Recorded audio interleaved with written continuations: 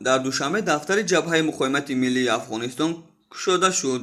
Дар ҳоли ҳозир дар ин дафтар, ки дар ноҳияи Исмоили Сомонӣ ҷойгир аст, таъмир рафта истодааст. пас аз таъмир, ҷабҳаи муқоимат нишасти матбуотӣ баргузор карда, дар бораи барномаи фаъолияташ дар Тоҷикистон нақл мекунад. пештар аз сиёсатшиноси тоҷик Амирзамон аз кушодани ин дафтари корӣ хабар дода буд.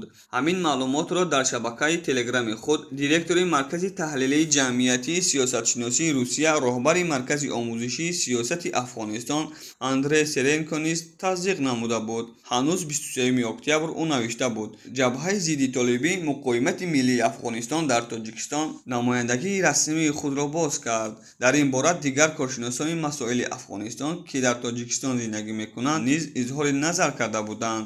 дар раёсати иттилооти ВКХ-и Тоҷикистон ба Азия Плюс дар ин робита хабар доданд, ки онҳо чунин маълумот дар даст надоранд.